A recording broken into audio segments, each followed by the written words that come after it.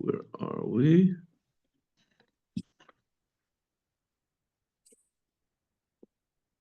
I think you were on Chaf Amid Beis by the Mishnah. Okay, great. That's why I was on the wrong Amid. Yeah, that's the Mishnah. Chaf Amid Beis, 10 lines down. Go out if we're still talking about a melech. So a melech can decide to go into Melchemes Rishus, but he has to get the approval of the Bezdin, of the Sanhedrin.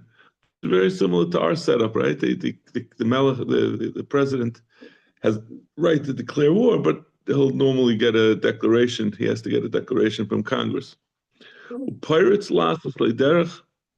He can break down to make himself a path, a road, and nobody can stop him. I think the way the Rashi explains it is that if he has a property and he needs a road to get to it, he can create a road for himself, sort of a form of eminent domain. Derech HaMelech ein lo shir, the path that the king goes on, there's no shear to its width. Normally, a Rosh Hashanah is 16 amos wide. He can go however wide he needs. And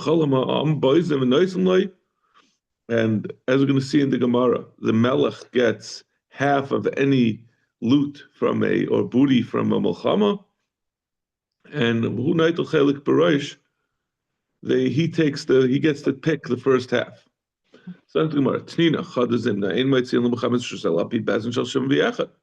We already have a mission that said this rule. So Gemara, where was it? Back on the first Mishnah, in the first parak. Since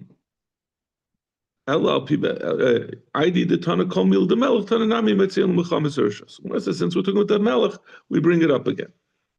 We said it before the context of going out to war. Now we're saying in the context of the rights of kings.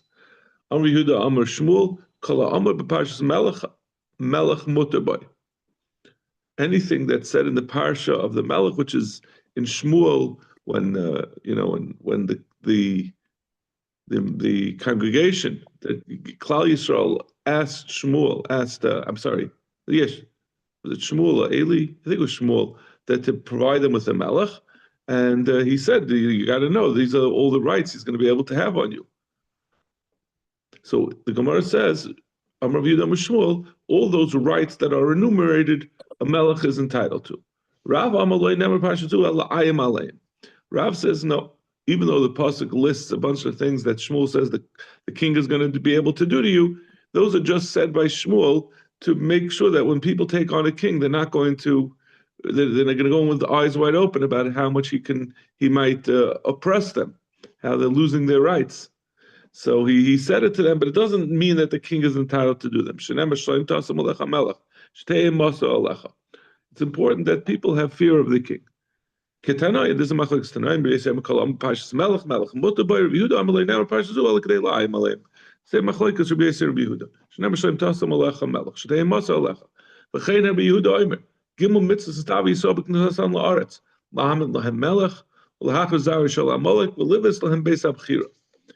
According to this pshat, Rabbi Yehuda says that there were gimel mitzvahs that Yidden got when they came into Eretz Yisrael, and one of them was that they should get a melech. So it's a mitzvah to have a melech. Second one is that they should destroy Amalek, and the third is to build a Beis Hamikdash. Rav Nuroy says no. This parsha says of Saim Tasam Melech HaMelech. It's going to really be hinge on the same question of whether the melech really has these rights. It's also going to be whether there's a mitzvah to have a melech.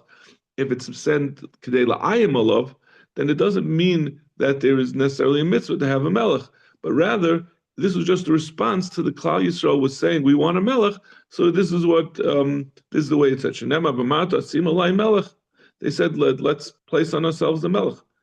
Tanya Rabbelozo Oimitz Kenim Shebedor Kahagen Shalu. The Zakanim that asked for a melech, they asked properly. They wanted a melech in order that the melech is also the judge, the final judge. and they felt things were lawless, and we need to have someone with whom resides both the power as well as the wisdom to judge. So they felt it was necessary to have a king for that purpose. They wanted it for the wrong purposes. That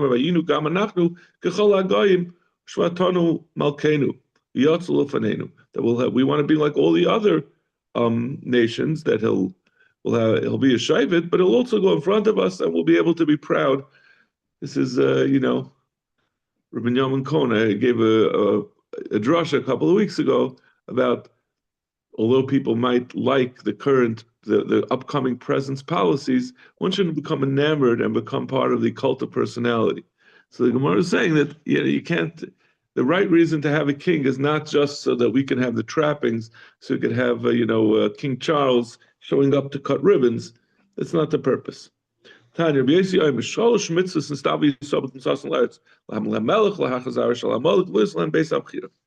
the sheet that says that there really is a mitzvah to have a melech.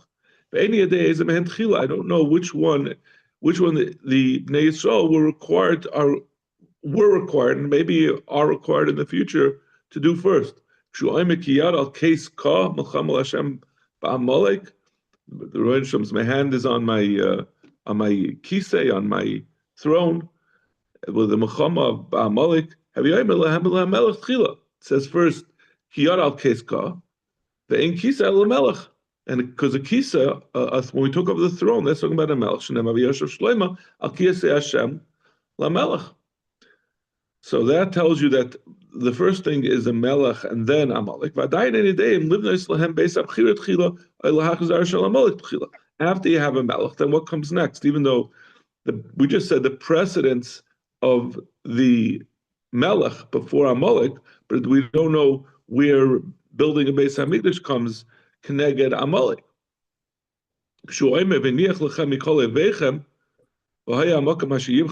It says you'll get rest from all your enemies, and then in the place that Hashem will pick for you. When he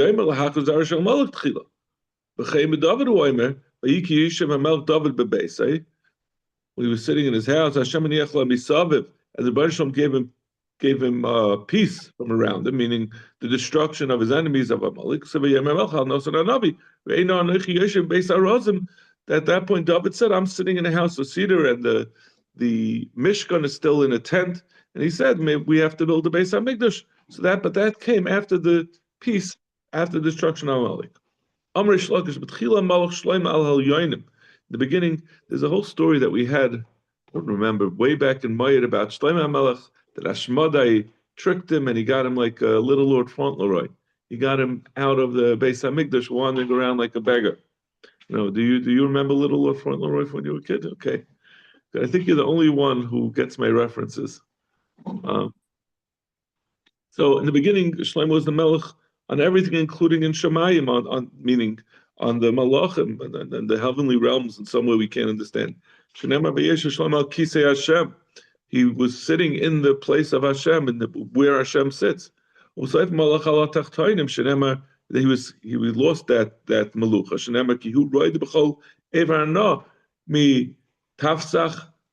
From Tafsach to Aza. One says it means he ruled over the entire world, and these were two cities on opposite sides. The other one said they were next to each other. So to use Malach on the whole world. This is similar, like we see Kush in the Megillah. In the end, he was only a Melech on the Yidden. In the end, his rule was restricted to Yerushalayim. In the end, all he was able to protect was himself, his own bed. In the end, he lost even the ability to protect himself. All he had was his immediate possessions. This is all I have from all my work. Rav Shmuel Makale, one says it was his staff. One says it was his clothing, his coat. So did he return to his melucha or not? Rav Shmuel Chadam Hadar, Chadam Hadar, Manda Amaloi Hadar, Malach Vehedjit. According to the one who says that he never returned from this poverty, says he was first a melech, then he was a hedjit. That he was a king, he became a hedjit, then he became a king again. So he said, "Paritz las leiderch." You can knock down to make a way for the king. Turn on. When the Yidden go to war, any storehouses that they get, any treasure houses go to the melech. But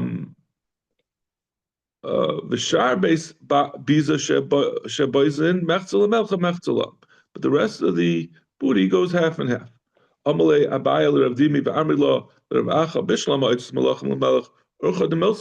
That makes sense. That is what it's something that's appropriate for a king. If he captures a crown, you don't take the crown and distribute it, but you give it to the king who captured it. What do you know that the rest of it goes half to the king? The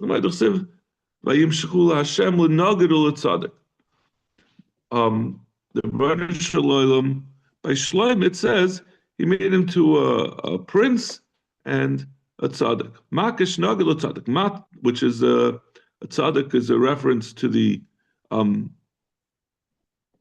is a reference to Kohen Gadol. So mat tzaddik mechzaloi and mechzalach. Just like the Kohen Gadol, he gets half of the kachim, and the other half goes to the rest of the mishmar. The same thing by a king. The tzaddik gufa minel. And how do we know by a Kohen Gadol? The Tanya Rabbi Yomer, Faisal Aaron u'lebanim, mechzel Aaron u'mechzel lebanim. Half Aaron and half for his sons. Zok the Mishnah. L'yar b'loi noshim el shmoina esrei. A king cannot have noshim more than 18, up to 18. Yehuda Omer, marbu huloi. Yehuda says he can have more than 18. Obad shalo yehei mesiras eslibai. As long as he can have up to 18, this restriction of 18 is talking about women who are not fine people and are liable to get him off the right path, pull him off the derech. But if it's upstanding women, he could have more than 18. It's no problem. Shimon says no. Even one is too much. Even one woman has incalculable power to lead her husband astray. What it's coming, he says the other way around.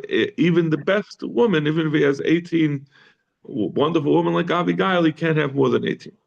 Zaktamara, remember the Yehuda Darish time of the Krov, if Shimon Loy Darish time of the Krov. The pasuk says, what's the pasuk? Because of all the Yarbal. So the Torah says he shouldn't take too many women because they're going to be Yasser Levove, they're going to lead him astray. So Yehuda is saying the number that we're saying of Layarba, we're going to see where we get Layarba as 18, but that's to say that's how many women he can handle without it leading him astray. But more than that, it's going to be a problem. So he's folding in the time of the crop. According to Rav Shimon, he says if it's a woman who's going to lead him astray, even one is no good, and 18 is the maximum amount. Nothing to do with the time of the crop. It's if they're tzidkanis, they're not going to lead him astray. So obviously that's not the reason. But that seems to indicate Rabbi Yehuda is Darish time of the Quran. Shimon does not. But we see exactly the opposite. The Tanya Almana ben she'aniya ben she'ashira ema mashkanaisa shenem l'isachol beged Almana.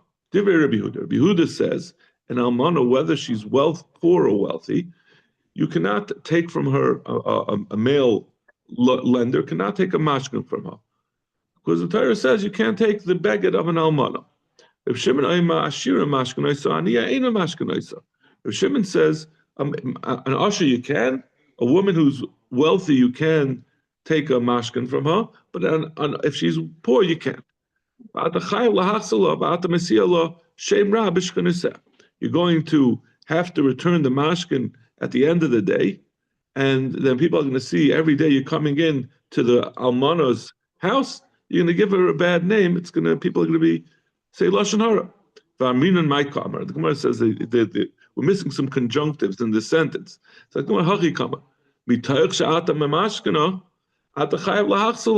since you gave her a mash. Since you took a mashkin, you're going to have to return it. And therefore will cause a shemra. But Rabbi Yehuda says this is only applicable to an ani, because an ani, there's a chiyuv to give her back her cloak, because she's not going to have what to wear, not going to have what to cover herself at night. But a wealthy woman has plenty, you can hold on to it. So there's not going to be this problem of causing a shemra. But this is Rav Shimon. Rav Shimon says this. He says that because the reason is of the mashkin, and it's going to be mighty shemra. So therefore, mechalik between an ani and an asher. Yehuda is not dirish time of the krah. He says the Torah says you can't take a mashkin, so it doesn't make a difference what the reason is. Amar Yehuda le darish time of the krah, or Shimon darish time of the krah, which is the opposite of what we saw legabe the din of layarba loy nashim. So about Amar Yehuda le darish time of the krah. Eina chanami. Really, our Mishnah is incorrect. The Mishnah over there that where Rabbi Yehuda said we're not darish time of the krah, and Rav Shimon says you are, that we saw legabe the mashkin, that is the correct posture. The shani hacha, but over here, Rabbi Yehuda is darish time of the krah, the first time of the krah. We're not deducing what, we're not saying that we look at what, we figure out what the reason of the pasuk, because the Torah has told us what the reason is. So when the Torah tells you the reason, then you have to apply that reason, and where it's applicable, it applies, and where it's not, it's not. The Torah says Shimon says exactly the opposite. Shimon says because I hold that we're always darish time of the krah, so it's a kasha. Why did the Torah have to tell us the reason? Which just be quiet. Why do we have to actually say it? Shimon says over here, since the Torah says lo yarba, it's coming to tell you that even one is not, you're not allowed to have. It's not lo yarba means it's coming to tell you that even one is not allowed. You're not allowed to take. Elamani mekayim lo yarba. The Gemara says if you're not allowed to have even one because of lo yasel lebavai, so what are we taking from lo yarba? But afilu kavigayil, it's coming to tell you even if that's coming to tell you over here there's like ilu chayk of the Torah without the reason that he can't have more than 18. Where do we get? We're in the middle of Chaf Aleph, an Aleph, right before the second group of wide lines. So the Mishnah had said the maximum amount of wives a melech can have is 18. It comes from Yarba Nashim. How does Yarba mean 18? Where do we get that number from? Hani Shwan Esrei Minolan. D'chsiv Vayoldu David Banim Bechevron. Children were born to David and Chevron. Vahi B'chayei Amnon. His Bechor was Amnon Achinoyam HaYisraelis, to his wife Achinoyam from Yisrael. Umeshneu Kolev LaAvigail Eshes Novel, and the next was Kolev, who was the daughter of Abigail Eshes Novel Hakamoli. Vashlishi Avshalom ben Malcha, Varavi Adinah ben Chages, Vachamishi Shafte ben Avital, Vashishi Yisram Le'egla Eshes David. And the sixth was Yisraim, who was born to Eglah, the wife of David. Eli Yodel David b'Chevron. These are the 6 sons that were born to David and Chevron. V'kamalei Navi, Ema'at v'Yisif Elach Kahenu Chahena. The Navi said to David after the Maisa of Uriah Hachiti, that when he was castigating David for whatever it was, Kalama David Chata is wrong, but whatever it was, in some sense he shouldn't have done it. That he said to him, why are you taking the wife of Uriah Hachiti? You already have your wives, and the Rebbeinu Shalom he says from the Rebbeinu Shalom says to you, if you don't have enough wives, will give you kahena, this, like this, and like this. As many wives as you have will give you even more. So kahena shish, since you already had 6 wives, first the Torah says another 6, I can give you another 6. So kahena, another 6. The havalu tamnasari, so that gets up to 18. 3 times 6. Maskav Arvina, ema kahena tarti. Sorry, let's say kahena is 12, right? The first you add 6, kahena is 12. Well, kahena adds some arba. Then you have to compound, right? We all know how compounding works. Once you said that you get like this 6, another 6, so you're up to 12. Then you say again the same as the first, so that should be 24. Tanya Nami Hachali Arbel Noshim Yoiser Meyesrim V'Arba. So it's Takla Shita that says the Chayin V'Chayna brings you up to 24. Lamanda Dar Javov, and according to Manda Amar that Yadarshin Kahena V'Chayna, so the Vav is also Marba. So you say 12, Chayna is 12, and then the Vav is 24, and then the second Kahena is 48. Arbaim B'Shmoina Habi. Tanya Nami Hachali Arbel Noshim Yoiser Me'Arba'im B'Shmoina. You're making what you think 6 would be normal? Like 48 already is too much. Right. Like 2 is impossible. The Tanadi done my timer. Can you imagine the tuition bills? The Tanadi done my timer. That's why the king got half of the booty from wars, just to pay tuition. The Tanadi done my timer. What's the reason of our Tana that says Taka 18? He says the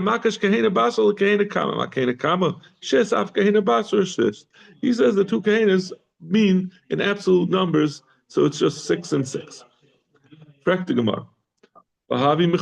We had this whole list of all the wives of David, but we know from the previous plot that David he was definitely the wife of Michal. Michal was given to him from Shaul in return for killing all the Plishtim. Amarav, Egla zu Michal. The last one, Egla, was Michal. Egla, shechaviva love Egla. She was as precious to him as a calf.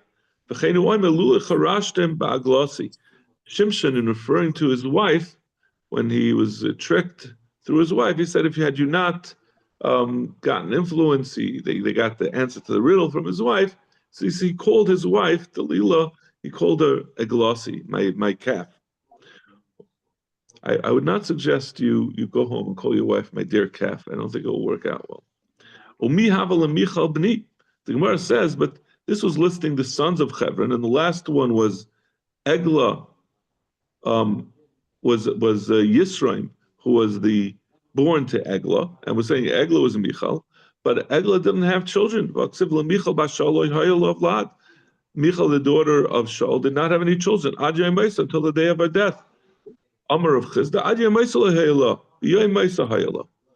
she didn't have until the day of her death, but on the day she died, meaning she died giving birth.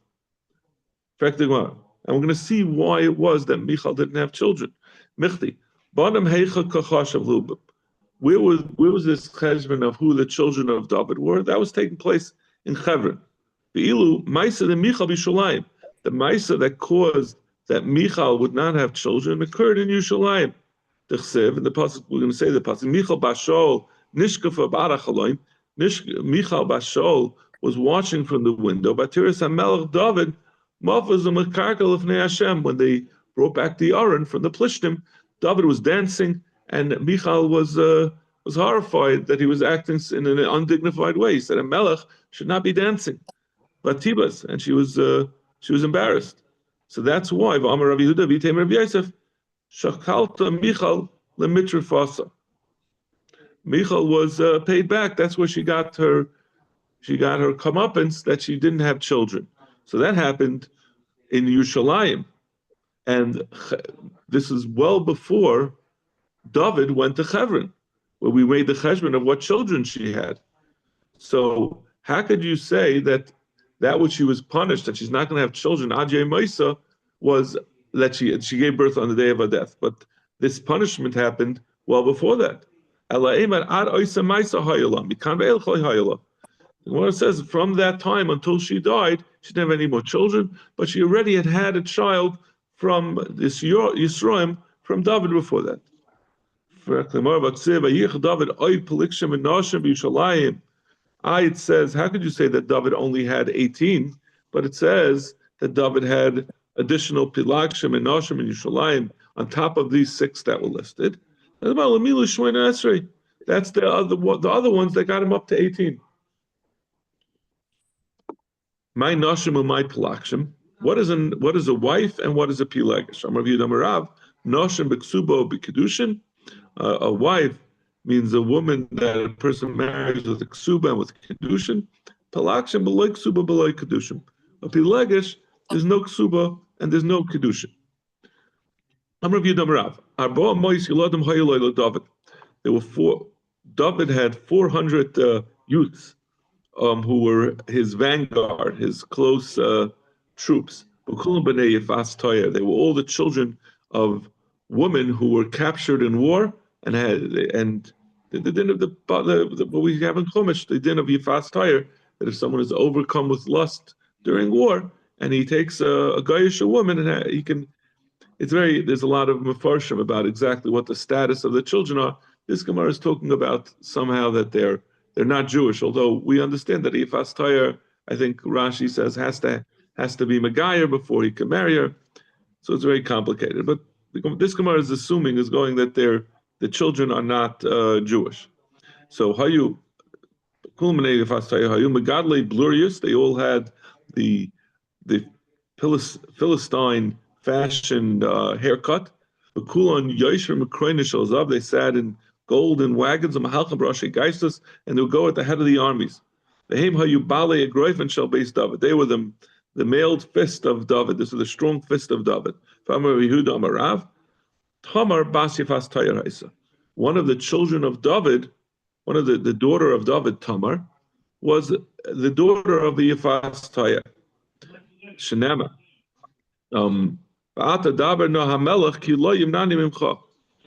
So this is talking about the mice of Tamar and Amnon. Tamar and Amnon were both children of David from different wives, and Amnon had a tshuka for Tamar. He got obsessed with her, and he was being given an eitzah by his evil friend that we're going to see the story about in a minute, to how to get Tamar, how to get himself ingratiated and be able to get Tamar as a wife. So it says that so one of the eitzes was to talk to David, and David won't withhold from you if you want to marry Tamar. If you say Tamar was a actual daughter of David, David would never agree that Amnon should marry his sister. She was a Bas Yifas Tayr, and therefore there was no yichus through David.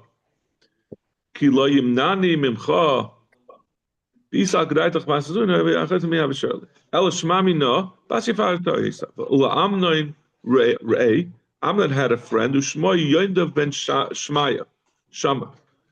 Achi David. His name was Yondav, and he was the son of Shema, who was the brother of David. Ish Chacham, Amar Yehuda Marav, Ish Chacham l'Risha. He was very smart, but he used it for the bad. And he said to Amnon, in helping him with his scheme, Madu ata kacha dal ben hamelech. Why are you so unhappy? He said to Amnon. So Yondav gave him an eitzah. He told him that he wanted Tamar. He said, Shchav al mishvasecha. It's best. Let me read the pasuk, the whole pasuk, because this leaves out a lot of it. Why are you so? He said to Amnon, "Why are you so unhappy? Or so poor? Tell me." I love my sister Tamar. Go lie in bed, and act as if you're sick. And your father will come to check on you. Bring me my sister Tamar, and he'll give me food. And she'll make the food in front of me. In order that she should give it to me, and I'll eat from what she prepares. And it says, so that's what the pasuk. And the pasuk continues. She took what she had fried and she gave it in front of him. She made some fried food. And then what happened? The pasuk, we're leaving out the most important part, is that then afterwards, when she refused his advances, he was ma'anasar. And after he was ma'anasar, now Amnon sinagadaila. After he did the deed, he hated her with a great hatred. My time, but why was it that he hated her? A hair got wrapped around him, his Eva, and it made her a krushivcha. It made him he was mutilated.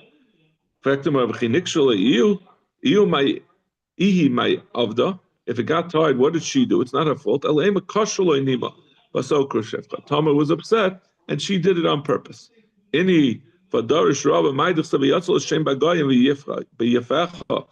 went out a name amongst the Goyim about the beauty of Jewish women, of Bas Yisrael, that they're hairless in the Beis Ha'eva. So how could it be that this happened to Amnon from Tamar? So Shani Tamar the Basi Fas Tayar have it. It all comes back. She was a Basi Fas Tayar. It means that they were born without, the Jewish woman were born without Ser, but she was a Basi Fas Tayar, so she didn't have that genetic anomaly. Atikach Tamar offer al Roisha, that's Ksainas Apasa, Masha Allah Kara. She put ash on her forehead and she tore her clothing. Tana B'Shmei de Yishuv ben Kocha, Gad Gadol Gadru Tam Baitz Shah. Tamar publicized this, that she was abused. If this could happen to me, it's like the original Me Too movement. She said, if this could happen to me, it could happen to anyone. It could happen to someone who's careful. Certainly people who are not careful about sneers. They made a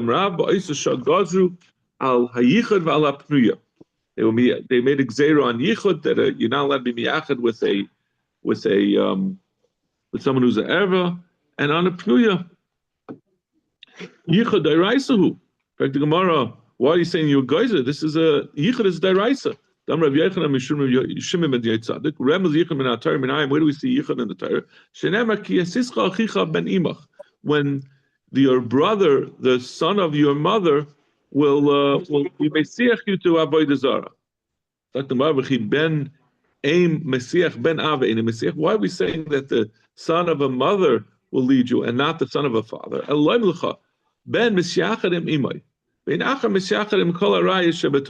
It's coming to tell you it's coming to tell you a chiddush, that one might think that since yichud is aser midaraisa, so a person would not have anything to do with his brother from his mother, since they're both going to be aser to be together with their mother. So then now he's not going to have an opportunity to meet up with her, with his brother. So the Torah is telling you, no, that there's no iser yichud. Although there's an iser yichud on Eretz, a son with his mother is mutter. So therefore, you will have an opportunity to be with your brother from your mother, and therefore you have to be careful that's where you could have an issue of mesis. It could happen in other cases also, but this is the Torah is telling you this chiddush. So that's our question. So why did we say they would gazu al yichud al pnuya if yichud with an erva is also ela gazu al yichud de pnuya? It's saying that the pnuya yichud is also. That was a gzeira because it's only on an erva. Pnuya is not an erva. The Gemara Adneh ben Chagas misnasa lema ani emloich. Adneh ben Chagas, as one of the sons of David, wanted to be melech instead of Shlomo. It says misnasa lema ani emloich. He wanted to put on the throne, and the crown, and the crown did not fit on his head. It was like the Excalibur. You have to be able to. The crown has to fit. If it doesn't fit, that means you're not appropriate. So as part of his rebellion, he made for himself riders and wagons. Ish and 50 men running in front of him. What's the great deal? Every prince has that. They all had their spleens removed to make them faster, and they had the surgery done on their feet that they could run faster. That was a very kingly type of thing to do. Okay, we'll stop over here. Thank you. Have a great day.